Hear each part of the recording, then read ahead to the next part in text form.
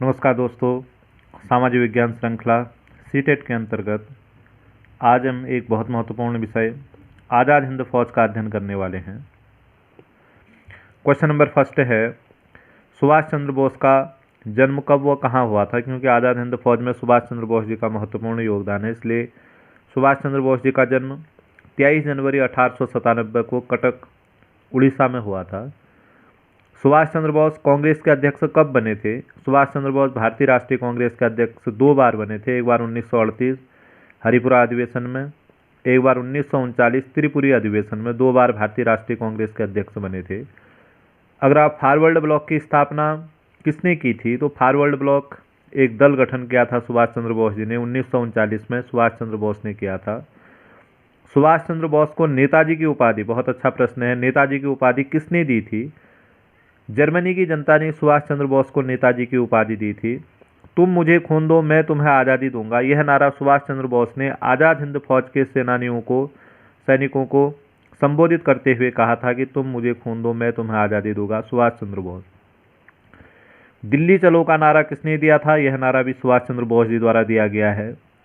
सुभाष चंद्र बोस के राजनीतिक गुरु कौन है? तो सुभाष चंद्र बोस ने चित्तरंजन दास जी को अपना राजनीतिक गुरु बनाया। ये भी इम्पोर्टेंट प्रश्न है। आज़ाद हिंद फौज के संस्थापक कौन थे? तो आज़ाद हिंद फौज जो थी उसके संस्थापक कैप्टन मोहन सिंह थे और उन्होंने इसकी स्थापना मलाया में 1 सितंबर 1942 को मलाया के सिंगापुर के मलाया नामक स्थान पर करी थी। तो ध्यान रखना है कि आज़ाद हिंद फौज के जो संस्थापक है कैप्टन मोहन सिंह है। सिंगापुर के मलाया में 1 सितंबर 1942 को उन्होंने आज़ाद हिंद फौज की स्थापना की थी। अगला क्वेश्चन, आज़ाद हिंद फौज का युद्ध घोष। आज़ाद हिंद फौज का जो युद्ध घोष है वो जय हिंद है। जय हिंद का नारा सर्वप्रथम किसने दिया था? जय हिंद का नारा भारत के क्रांतिकारी थे चंपकरमण पिल्लई। इन्होंने सुभाष चंद्र बोस जी का अभिवादन करते हुए उनको जय हिंद दिया था। तो यह जय हिंद आज़ाद हिंद फौज का जो है उद्घोष बन गया था। सुभाष चंद्र बोस की जो आत्मकथा है वो आत्मकथा है द इंडिया स्ट्रगल। बहुत इंपॉर्टेंट प्रश्न है। सुभाष चंद्र बोस द्वारा गठित भारतीय राष्ट्रीय सेना में जो महिला रेजिमेंट थी उसका नाम क्या था? उसका नाम था झांसी की रानी रेजिमेंट। इसकी जो प्रमुख थी वह थी लक्ष्मी सहगल, इस रेजिमेंट की जो प्रमुख थी। और आज़ाद हिंद फौज की जो पुरुष सेना टीम थी उसमें 3 ब्रिगेड थी, एक ब्रिगेड नेहरू ब्रिगेड, एक ब्रिगेड आज़ाद ब्रिगेड, एक ब्रिगेड गांधी ब्रिगेड। तो महिला जो ब्रिगेड थी वह झांसी की रानी रेजिमेंट और पुरुष रेजिमेंट में नेहरू ब्रिगेड, आज़ाद ब्रिगेड और गांधी ब्रिगेड। कई बार ये प्रश्न पूछा भी जाता है, ऊपर वाला ध्यान रखिए आप।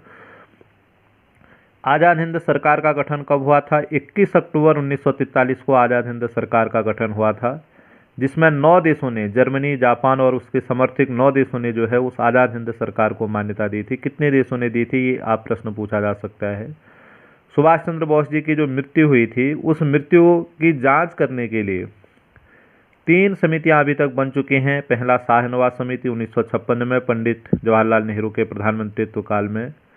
दूसरा खोसला आयोग 1970 में, इंदिरा गांधी जब प्रधानमंत्री थी उस दौरान जो है एक समिति बनी थी। तीसरा 1999 में जब अटल बिहारी वाजपेयी भारत के प्रधानमंत्री थे तो उन्होंने एक समिति गठित की थी जिसका नाम है मनोज मुखर्जी आयोग। तो ये आज़ाद हिंद फौज और सुभाष चंद्र बोस जी से संबंधित कुछ महत्वपूर्ण प्रश्न हैं। आप इनका अच्छी तरीके से अध्ययन कर लीजिए क्योंकि एक एक प्रश्न हमारी सफलता में बहुत महत्वपूर्ण होता है। धन्यवाद।